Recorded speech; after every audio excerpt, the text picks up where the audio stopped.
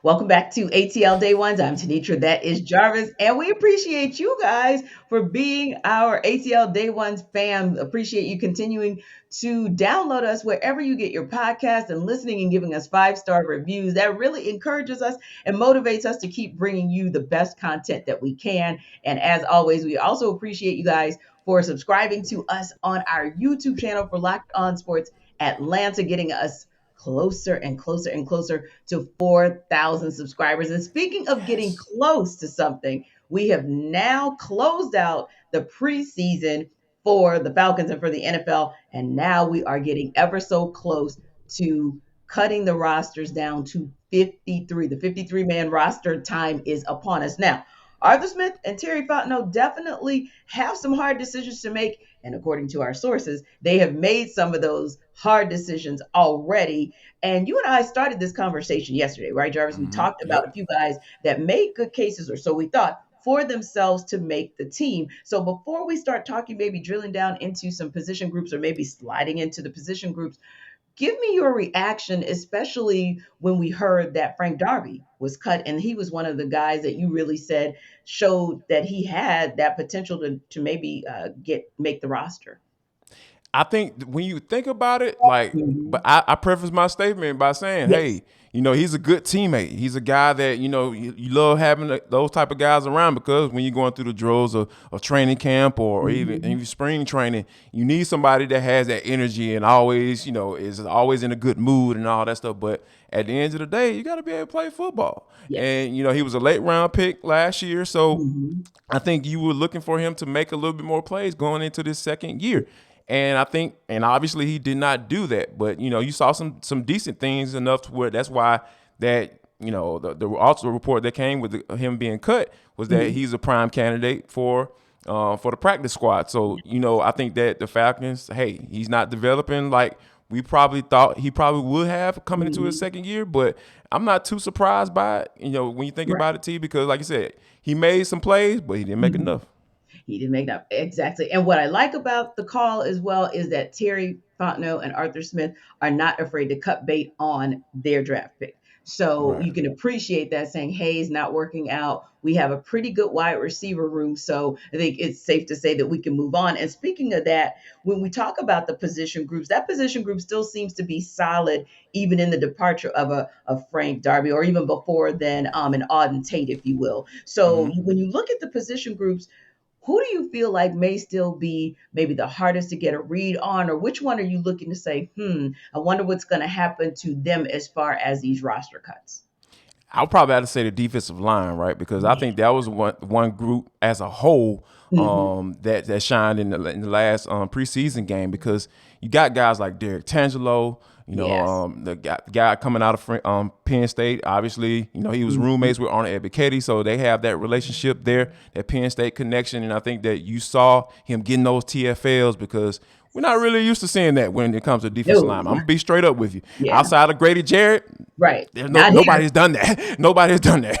So I think that when you see defensive linemen out there, interior guys making those type of plays, Yes. that's what you've been begging and pleading for the Hmm. Atlanta Falcons to get on this team Yeah. because you need those things in order for the next level to work out, right? But like if the Hmm. defensive lineman is getting that penetration and making plays in the backfield, that's going to make the linebacker core better.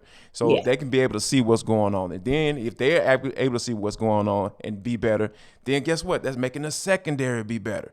That because if those guys are getting that pressure, then Hmm. the secondary is going to be able to get those turnovers. And then if you're getting turnovers, it's just building blocks, right? Yeah. It just Yeah. everything has an effect on each other. Each level has effect on one another, and I think that when you see those guys like also Nick Thurman. Nick Thurman is a Hmm. guy who's been playing well. Also, Timothy Yeah. Horn. He's a guy that that's been able to been playing well. So I'm really intrigued about. We didn't see as of this recording, we didn't see any defensive line being cut. So I Right. think that the Falcons probably gonna take this bad boy all the way up until it's time to get down to the 53 for sure.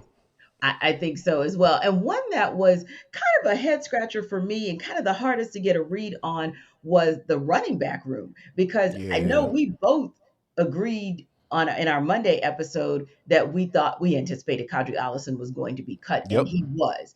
But Yep. a little shocked about Caleb Huntley. That was an interesting one because I felt like for the most part he made his case during the preseason and all throughout camp that he could at least make the roster. But again, maybe he's a guy who comes back on your practice squad and then maybe he eventually gets his opportunity. But when I then look at the depth chart, I'm like, well, obviously they're still good to go because you've got CP, you have Damian Williams, you have Tyler Algier. So you're not Yes, Lord. exactly in trouble You're not by hurting. you're not hurting for running backs at all. And if by chance you get in that situation, in addition to Huntley, you never know who might be out there on the waiver wire that you could pick up should you need the depth. But I think they're good enough to have the depth. Now, speaking of, as we always say, when you now look, once you get that 53-man roster and you know what the Falcons are going to be working with, if you want to know what that might look like for them and what that means for them in week one, it's BetOnline to get all your information about what the betting lines might look like against the Saints. Guess what, y'all? BetOnline.net is the fastest, easiest way to check in on all your betting needs. Find all your favorite sports and events at the number one online source for odds, lines, and games. And speaking of number one source for online games, guess Mm-hmm. what's coming up? Georgia, Oregon. Oh my goodness. Come on, put some money down, man. Understand what it is with going down with the Bulldogs at Mercedes-Benz Stadium. They ready to go kick some tail. They ready to prove some things. Or if that's not your cup of tea, that's not your stilo, hey, go ahead and check out September 11th. The Falcons will be taking on the New Orleans Saints right here. The Aints are coming to town, y'all. So go ahead and if you're not quite sure what's going how the game gonna go down, Bet Mm-hmm. Online, is your top. Like, they have all the wagering information that you need from live in-game betting, scores, and they even have podcasts. We know you listen to the podcast because you rocking with us. Why else? Just go ahead and add it to the list after us, right? Don't be cheating on us. No, we won't play around like that. But so I think you need to head to Bet Online today or use your mobile device to learn more about the action that's happening today. Because guess what, y'all? Bet Online is where the game starts. Indeed, it does. And we can't wait to see what it's going to look like come week one when the game starts. And that really tells us a lot about what Terry Fontenot and Arthur Smith may be looking at so that they can gear up, not just for week one, of course, but really for this entire season. And you made a great point. The D line room is actually pretty loaded as far as quantity is concerned. Now, the Mm-hmm. question becomes whether there's enough quality in that Yep. core for Fontenot and Smith to stay put, stand pat? Or do you think maybe they're going to start looking around the league to see if there are any players, any D linemen who maybe they didn't fit the team scheme whom they were on, just like Debo maybe is not fitting this scheme, but maybe they can fit the Falcons scheme. So you think they're going to maybe look around the league for more D linemen? Absolutely, T. Just from a like now we talked about Derek Tangelo, and I'm not saying that the Mm-hmm. guy is going to come in here and get 7 sacks for you. That's Right. not what I'm saying. I'm Mm-hmm. saying that there are some guys that are on the back end of this roster that you're going to have to really make some decisions on as to Mm-hmm. whether or not you want to get those, see what they can do in real live game action during the season.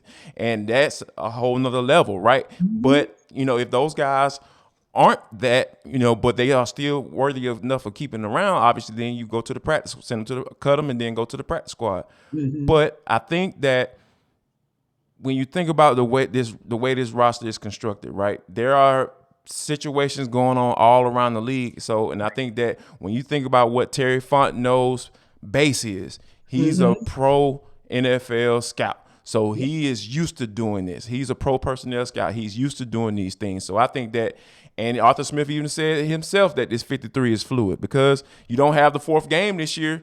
Right. So Right.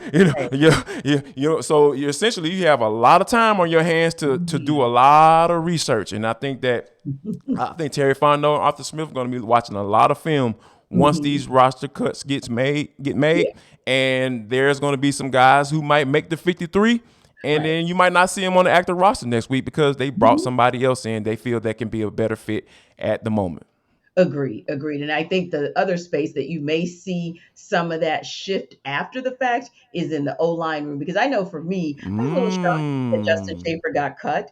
And I Yeah. expect to see him back on the practice squad. I really do. But with that said, I wouldn't be surprised if they're not on the lookout for exactly somebody. Because listen, we Center, said before, center, right? center. Oh, Exactly, center. Oh, right, excuse me. Sorry about right. that, T. No, My real talk. bad. That is real talk. That is real talk. Because Yes. listen, that 60%, we said, okay, maybe now 80% of that line is solidified. Okay, we'll go ahead and give the nod to Elijah Wilkinson for being solid. No doubt. But that center space, that's still really, really shaky. So I'm like, really interested to see what they do the rest of the way, because there have been some pundits who said they wouldn't be surprised if the likes of a Jalen Mayfield, just as an example, would be like they wouldn't be surprised if a Jalen, Mayfield is gone, or, and of course that's more on the left guard side, but or if Drew Dahlman and Matt Hennessy stick around for the moment, but then we see on the Mm. other side that yeah, it's a solo situation for them. It's a yeah, if they can pick up anybody else. But speaking of picking up, we love to see the videos coming down through pickup games as the NBA gets ready for training camp and the regular season. And this next one that we got to talk to you guys about, man, listen, we'll tell you about it in For the Culture.